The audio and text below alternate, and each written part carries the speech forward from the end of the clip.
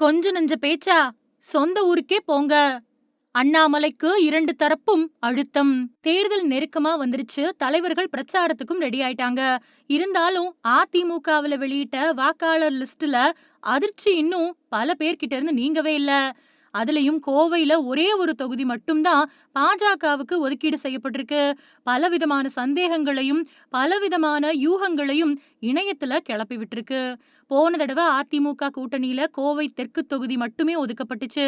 அதனால இந்த தடவ எப்படியாவது கூடுதலா ஒரு தொகுதி வாங்கிடணும். அதுல அண்ணாமலைய களமிறக்கணும் அப்படின்னு உள்ளூர் பாஜகவினர் தீவிரமா இருந்தாங்க. ஆனா பாஜகவுக்கு கணிசமான வாக்கு வங்கி இருக்கக்கூடிய கோவை மாவட்டத்துல வெறும் ஒரே ஒரு தொகுதி மட்டும் தான் ஒதுக்கீடு செய்யப்பட்டிருக்கு. அதே மாதிரி கோவையில சிங்காநல்லூர் இல்லனா கவுண்டம்பாளையம் தொகுதியில அண்ணாமலை போட்டியிடுவாரு அப்படின்னு சொல்லப்பட்டுச்சு. இதுக்கேற்ப கட்சி சொன்னா தேர்தல்ல போட்டியிடுவேன் அப்படின்னு அண்ணாமலையும் சொல்லிக்கிட்டு இருந்தாரு.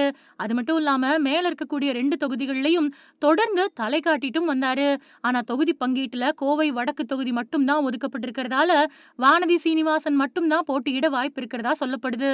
இதனால அண்ணாமலைக்கு வாய்ப்பு இல்ல அப்படிங்கிறது உறுதியாயிடுச்சு. இந்த நிலையில அண்ணாமலைக்கு ஏன் வாய்ப்பு மறுக்கப்பட்டிருக்குது அப்படிங்கறது தொடர்பான பரபரப்பான தகவல்கள் கசிஞ்சபடி இருக்கு.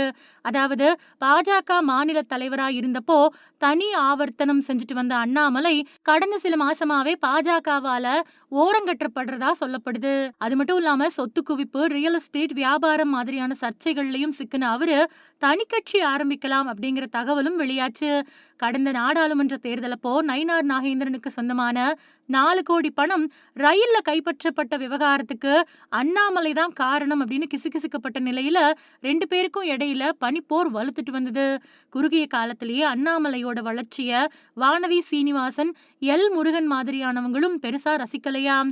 இருந்தாலும் தேர்தலுக்கு தயாராகக்கூடிய வகையில சிங்காநல்லூர் மாதிரியான 6 சட்டமன்ற தொகுதிகளுக்கான தேர்தல் பொறுப்பாளர் பதவியிலிருந்து அப்பாவோட உடல்நிலைய காரணம் காட்டி அண்ணாமலை விலகிட்டாரு.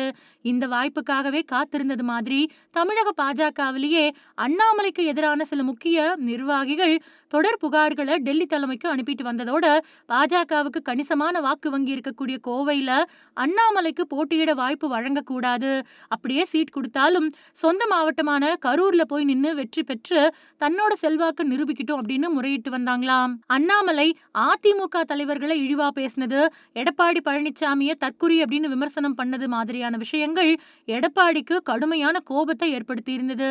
இதனால அண்ணாமலை மாநில தலைவரா இருந்த வரைக்கும் பாஜக கூட கூட்டணி சேராத எடப்பாடி பழனிசாமி அவரை மாத்தின பின்னாடிதான் கூட்டணி அமைச்சாரு. இப்போ அண்ணாமலையோட அன்றைய பேச்சுக்கு பதிலடியா அண்ணாமலைக்கு சீட் கிடைக்காத வகையில எடப்பாடி பழனிசாமி தொகுதி பங்கீட்டை முடிச்சிருக்காரு. பாஜக மாநில தலைமை அப்புறம் அதிமுக தலைமை இணைஞ்சு தனக்கு சீட் இல்ல அப்படின்னு சொன்னா தான் கட்டமைச்சு வச்சிருக்கக்கூடிய இமேஜுக்கு சேதங்களை ஏற்படுத்தும் அப்படிங்கறதால தானாவே தேர்தல்ல போட்டியிடாம விலகுனது மாதிரியான தோற்றத்தை உருவாக்க அண்ணாமலையும் முயற்சி பண்ணிட்டு வராரு அப்படின்னு எல்லாம் மேற்கண்ட காரணங்களை சொல்லி இணையவாசிகளால விவாதிக்கப்பட்டு வருது.